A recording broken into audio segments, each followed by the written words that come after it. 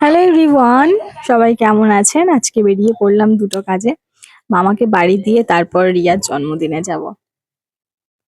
রিয়াকে না বলেই যাচ্ছিলাম, ভাবলাম যে সারপ্রাইজ দেব, কিন্তু লাস্টে নিজেই সারপ্রাইজটা ভেস্তে দিলাম।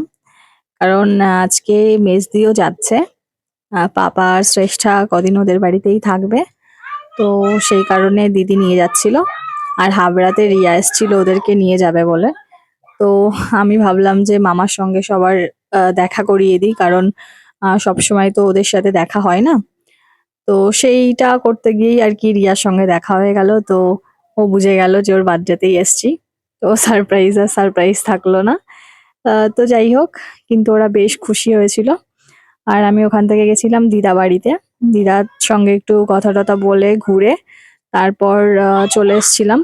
একটা কেক নিয়ে আসলাম, আর এখানে আসার পরে পাপা আর হিয়া তো মানে আমাকে দেখে রীতিমতো নাচানাচি শুরু করে দিয়েছে। খুব খুশি হয়েছে আমি এসছি। আর তারপর শুরু করে দিয়েছিলাম আমরা জন্মদিনের তোড়জোড়। বেচারার মুখের মধ্যে ফেটে গেল বেলুনটা। আমরা একটু বেলুন দিয়ে ঘরটাকে সাজালাম। তারপর দিদি পাড়ার বাচ্চাদেরকে একটু ডেকে নিয়ে এসেছিল, যেহেতু ছোটখাটো করে আমরা একটু বার্থডেটা সেলিব্রেট করার চেষ্টা করছিলাম। তো এখানে এক এক করে সবাই ওকে আশীর্বাদ করে নিল। আর আজকে মেনুতে ছিল বিরিয়ানি।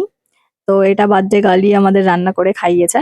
যদিও এটা আমার একটু মানে খারাপই লাগলো যে জন্মদিনের দিন বেচারা রান্না করেছে, বাট খেতে বেশ ভালোই ছিল।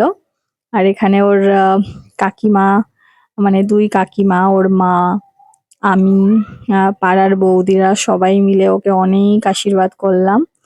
আর এখনো আমি বলছি, আমি চাই যে তুমি অনেক বড় হও জীবনে, অনেক ভালো থাকো। আর ওর বয়সটা অনেকটা কম, কিন্তু দেখে মনে হয় যে অনেক বড়, মানে একটু বেশি লম্বা হয়ে গেছে আর কি। তো যাই হোক, এমনি বাচ্চা মেয়ে। তো এখানে আমি আশীর্বাদ করছিলাম। আমি বলছিলাম যে আমি এত নিয়ম টিয়ম জানি না, কি করে কি করতে হয়। জাস্ট যেটা আশীর্বাদ করতে হয় সেটাই করলাম। তো এখানে আমাদের মহারানী কেকটা কাটলো। আর এই কেকটা আমি এনেছিলাম, ওটাই ও কাটলো। আর আরেকটা দিদি এনে দিয়েছিল।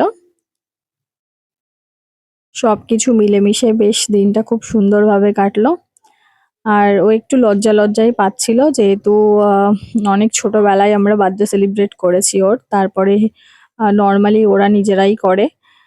তো সেই কারণে একটু লজ্জা পাচ্ছিল, এত লোকজন, আহ, বাচ্চারা সবাই এসছে। তো যাই হোক, ভালোভাবে কেটে গেল দিনটা। আর সারপ্রাইজ হয়তো হয়নি, কিন্তু অনেক বেশি খুশি হয়েছে যে আমি এসছি, ভেবেছিল আমি আসবো না। আর এখানে আমার ছেলে মেয়েগুলো নিজেদের হাতে খাচ্ছে, এটা দেখে তো আমি বেশ খুশি হলাম। কারণ ওরা এইভাবে খায় না।